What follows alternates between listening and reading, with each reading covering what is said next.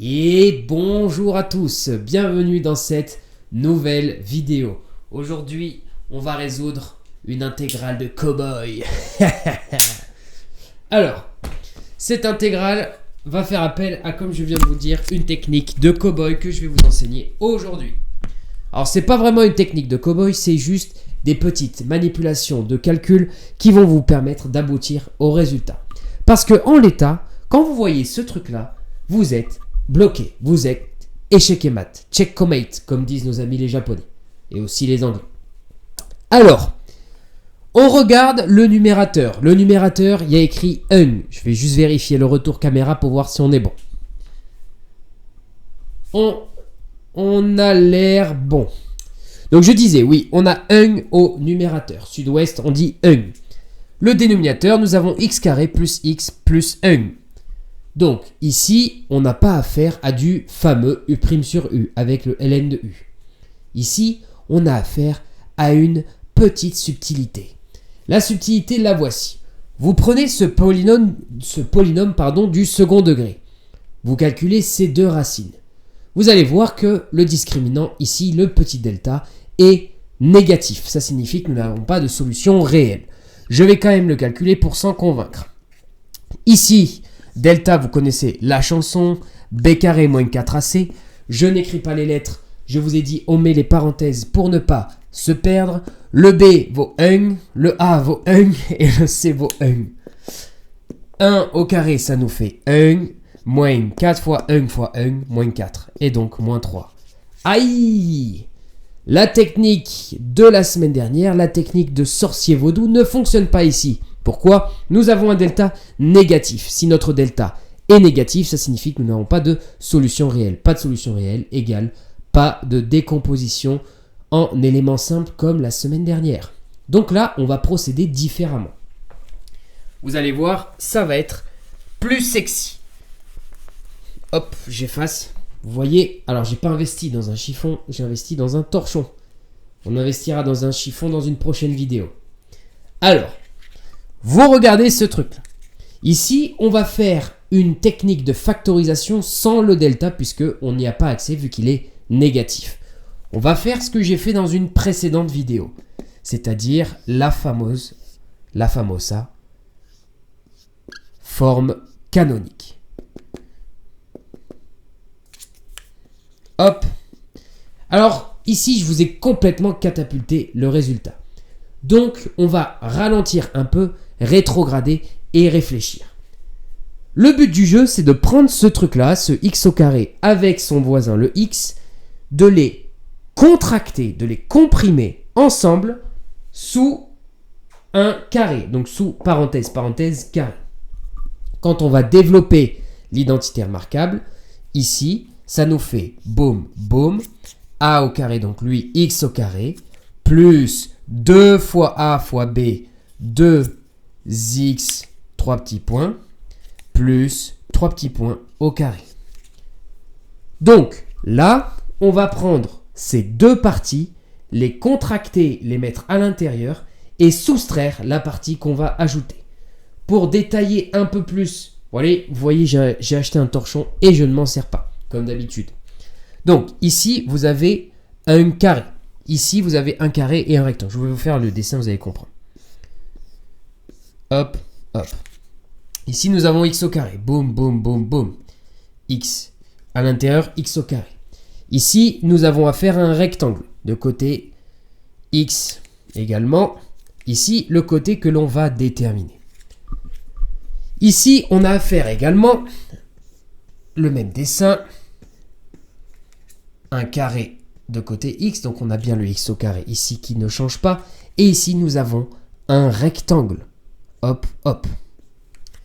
Le rectangle ici, c'est 1. Non, je me suis un peu fail. C'est ici, voilà. Justement, c'est ça le truc. Ici, on a juste ça. Et ici, on a la fameuse identité remarquable. Donc, ce rectangle-là, vous prenez, vous le coupez en deux et la deuxième partie, vous la mettez en dessous. Si je le coupe en deux, le 1, ah mais on ne le voit pas, il n'est pas dans le champ, insupportable. Donc, je répète, vous avez ce truc-là qui constitue l'identité remarquable. Le but du jeu, ça va être de trouver les 3 petits points ici, qui lorsque je les additionne, me donnent x. 1x. Donc, si j'ai les 2 rectangles ici qui sont égaux, pour les additionner et que ça fasse 1, il faut que je mette 1/2. Puisque 1/2 de x fois plus 1/2 de x, ça nous fait bien 2/2 de x qui nous fait 1x. Sauf que lorsque je fais ça et que je le mets au carré, donc x plus 1/2 au carré, boum, 1/2 au carré, j'ai cette structure, cette partie-là qui apparaît. Cette partie-là qui a pour R 1 sur 2 au carré.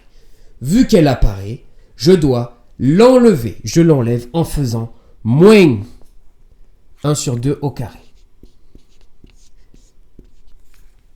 Et là, on n'oublie pas le plus 1. Donc là, en fait, la technique était un petit peu... Bon, je suis un peu parti loin dans les explications tout à l'heure, mais là, il faut bien retenir ça. Ce truc-là et ce truc-là, vous allez les fusionner pour faire l'identité remarquable. La partie qu'on aura en trop ou en moins via l'identité remarquable, on l'enlève. Et ensuite, on ajoute le plus 1. Voilà, comme ça, ce sera un peu plus clair. Donc, on a ça.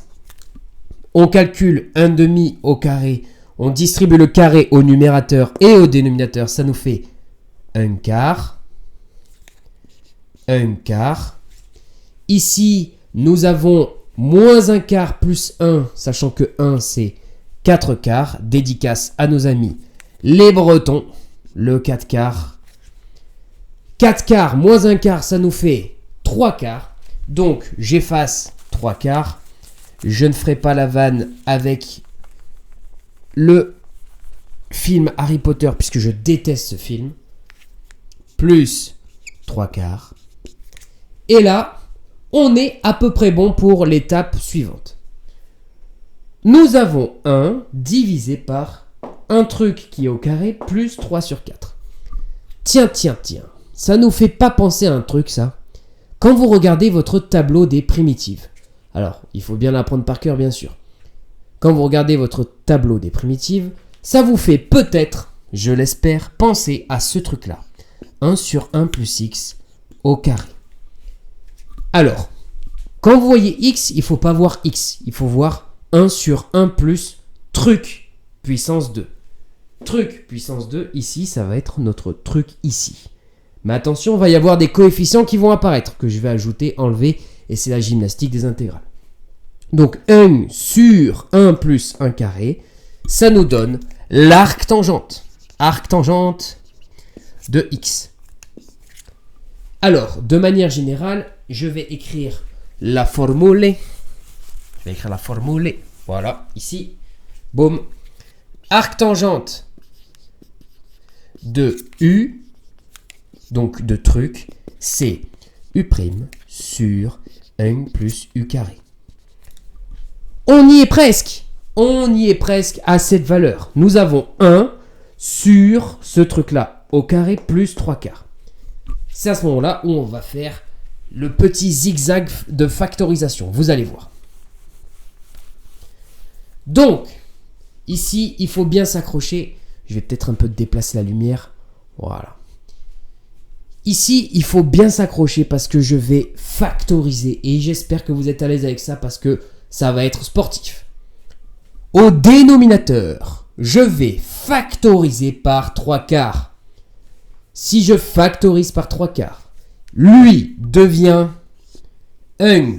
J'écris 3/4 ici. Lui devient 1. Boum. Lui devient 4/3. Et oui. Pourquoi? Parce que lorsque je multiplie 3/4 par 4/3, ça nous fait 1. Et le coefficient qu'il y a devant la parenthèse, ici, c'est bien 1. Donc, en développant ce truc-là, je retombe sur l'identité remarquable que j'avais écrit tout à l'heure et je retombe donc sur ce bon résultat. J'ai le droit de faire ça. La factorisation a été respectée.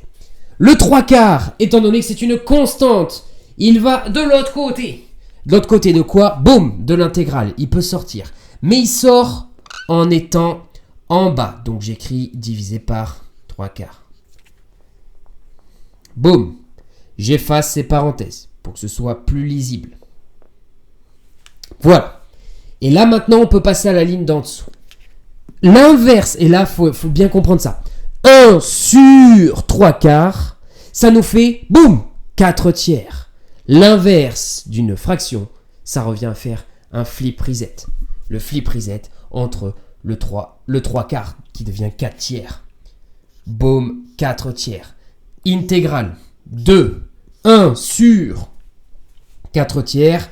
Donc là, je recopie le truc, le calcul, et vous allez voir, je vais simplement, boum, plus 1 dx. Vous ne posez pas la question, les bruitages sont très importants. Ici, le 4/3 qu'il y a là, j'y suis presque à ma formule. Je vous la rappelle ici. Est-ce que je suis dans le champ? Est-ce que je suis seulement dans le champ? Ouais, si je l'écris ici, ça va être bon. Arctan U, C, U' sur 1 plus U carré. Donc ici, j'y suis presque. Il manque plus qu'à faire rentrer le 4/3 à l'intérieur de l'identité remarquable. Et ensuite, j'en déduis, boum, ma formule. Le 4/3, j'ai envie de faire ça, de fermer la parenthèse, et de mettre le carré également. De faire ça en fait. Sauf que pour pouvoir le faire, il va falloir travailler ce truc au corps. Donc je mets la parenthèse ici en rouge. Attention, regardez bien, c'est important. 4/3, lorsque je l'élève au carré, c'est ce qui se passe quand il est dans cette parenthèse, ben ça me fait 16/9. Mais nous, on veut 4/3. On ne veut pas modifier ce calcul. On veut juste l'écrire différemment. Donc ici, au lieu d'écrire 4/3, j'écris racine carrée de 4/3. Pourquoi, ladies and gentlemen? Lorsque je prends la racine carrée et que je la mets au carré, ça ne change absolument rien. Et là, nous avons un truc intéressant ici. Donc, je vais effacer pour que vous puissiez le lire convenablement. Ici, j'ai donc boum, 1, boum, boum, carré, plus 1 dx. J'ai donc racine carrée de 4 sur racine carrée de 3, puisque la racine carrée se distribue au numérateur et au dénominateur.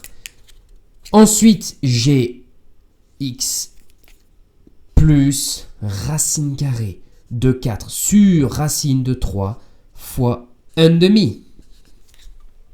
Bon, il n'y a plus qu'à calculer combien ça fait. Et ce truc-là, on est presque bon. Ce truc-là, ça peut se calculer, se simplifier.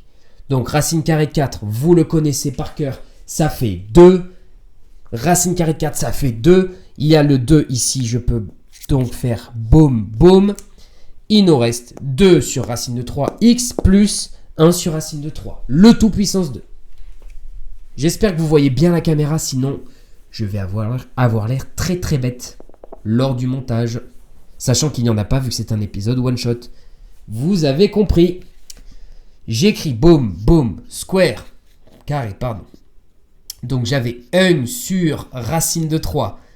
Nous avions 2 sur racine de 3 qui multiplie x. Et là, on a presque fini. On a presque fini. Là, on est au bout du résultat. On y est presque. Ici, pour avoir le fameux U' sur U, donc on s'en rappelle le carré ici. Pour que ce soit plus compréhensible, on met les parenthèses. Je vais voir d'ailleurs si vous voyez bien la formule. Oui, vous voyez bien la formule. Pour voir ici si nous avons la bonne formule plutôt, enfin, si on arrive à exhiber la formule, parlons correctement, ici, nous devons avoir U', la dérivée de ça, en haut. Qu'est-ce que c'est que la dérivée de 2 sur racine de 3, x? Donc j'écris, j'ai la place, non, vous ne voyez pas du tout. Alors, ok, je vais effacer ce calcul alors. Je vais effacer ce calcul. Boum. J'efface ce calcul. Et j'écris, c'est quoi la dérivée de 2 sur racine de 3 x plus 1 sur racine de 3? Alors, pour le savoir, connaître son tableau de dérivée. Bien sûr, je ne vous le dis pas, mais vous le savez. Le prime, c'est une somme. On utilise la fameuse linéarité de la dérivée. Je distribue le prime ici et ici. Ici, c'est une constante. Dérivée d'une constante, ça fait 0. Ici, nous avons constante x. Donc, la dérivée de constante x, pas constantine, dérivée de constante x nous fait constante. Et effectivement, nous avons donc 2 sur racine de 3. Pour que tout soit bon ici, pour que tout soit sous la forme arctangente de u, il faut purement et simplement avoir du 2 sur racine de 3 en haut. Sauf que là, j'ai 1. Pour l'obtenir, ce truc-là, pour avoir 2 sur racine de 3, il va falloir à nouveau faire le cowboy. Ici, je dois avoir 2 sur racine de 3. Problème étant, je ne l'ai pas. Ce que je sais ici, c'est que j'ai 1. Et que 1, c'est 2 sur 2. C'est 3 sur 3. C'est 2 sur racine de 3 fois racine de 3 sur 2. Pourquoi? Je peux barrer en haut, en bas, en haut, en bas. Multiplication, simplification. Donc en gros, cette gymnastique ici, j'ai 1, je le transforme en ce que je veux. Tant que je le multiplie par un truc et son inverse, ça va s'annuler via le procédé de multiplication-simplification que je vous ai expliqué dans les fractions. Regardez la vidéo sur les fractions si ce n'est pas déjà fait. Ce truc-là se simplifie, donc je rééquilibre l'équation. Et c'est très satisfaisant, vous allez voir. Je veux donc multiplier ce truc-là par 2 tiers. Mais pour ce faire, je dois également le diviser par 2 tiers. Si je le fais en haut, je dois le faire en bas pour garder l'équilibre de l'équation. De l'égalité plutôt. Donc, je le mets en bas. Et je le mets en bas à gauche, devant l'intégrale.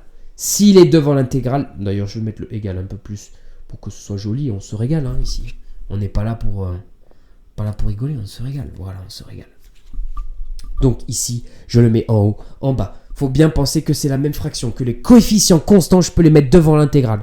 Et c'est l'autoroute, on peut y aller. Maintenant, j'ai bien la dérivée de ce truc en bas, ce truc-là, sa dérivée est bien en haut.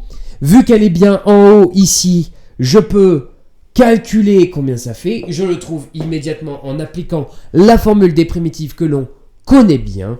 Ça me donne donc arctangente de ce truc-là. Je vais vous écrire le résultat et vous allez voir, on a presque terminé. Il va falloir l'écrire de façon très sexy. Hop. Donc, je vous ai dit arctangente de U. Notre U, c'était ce truc-là. Enfin, oui, ce truc-là. Donc, ça me fait arctan de 2 sur racine de 3 x plus 1 sur racine de 3. On n'oublie pas El Famoso plus C. Et ensuite, ce truc-là, on va l'écrire de façon sexy. On divise. Donc ce truc-là, cette chose, cet animal, je vais les réécrire ici comme ça. On va être tranquille pour la simplification et je vais pouvoir encadrer le résultat. Donc, nous avons la fraction ici, 4 tiers fois 2 sur racine de 3. Ici, diviser, c'est mieux régner, mais diviser, c'est également multiplier par l'inverse. Je prends ces fractions. Ok, je vais plutôt le faire dans ce sens-là. 3 fois 2 sur racine de 3. J'ai donc ça, 4 sur 6 sur racine de 3 égale. Et c'est là où lui flip, ça nous fait 4 racine de 3 sur 6. Je simplifie et ça nous fait... Je simplifie par 2, ça nous fait 2. Hop là. J'espère que c'est pas parti en vrille. Hop. Et ça nous fait du coup, je disais 2.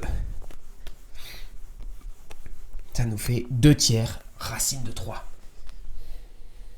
Donc ça nous fait 4 racine de 3 sur 6. Ça nous fait 2 racine de 3 sur 3. Et ça, c'est 2 racine de 3 sur racine de 3 fois racine de 3. Je peux barrer les racines de 3 car multiplication, simplification, il nous reste le fameux 2 sur racine de 3.